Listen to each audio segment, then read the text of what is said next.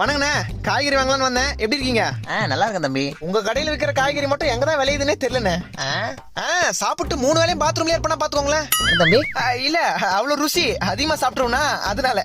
சரி தம்பி, என்ன வேணும்? 2 கிலோ தக்காளி, அப்புறம் டேய் வெங்காயம் அது ஒரு 2 கிலோ குத்துருங்கண்ணே.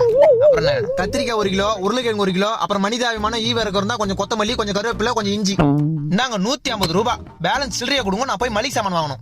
டே தம்பி, 1 கிலோ தக்காளியே 150 ரூபாப்பா. இது 1 கிலோ தக்காளி 150 ரூபா. டேய், அந்த 150 ரூபாய் காசு மிச்சனா மறக்காம 1 கிலோ கல்லெண்ணெய் வாங்கிட்டு வா. அப்படியே மண்ணெண்ணையும் சேர்த்து வாங்கிட்டு வரேன். குடும்பத்தோட கொளுத்தி விட்டுரு. என்னடா மோ, இங்க 1 கிலோ தக்காளியே 150 ரூபாய் வித்துனுக்குறாங்க. என்னடா சொல்ற? இனிமே என்ன பண்ற? தக்காளில குழம்பு போடாத. என்னது? குழம்புல தக்காளி போடாத. டேய், தக்காளி போடாம குழம்பு எப்படிடா ருசியா இருக்கும்? ஆமா, ஏற்கனவே நீ வைக்கிற குழம்பு ருசி நாக்க விட்டு போல. கரும்பு கீழே ஊத்துனா நாய் கூட நக்காது.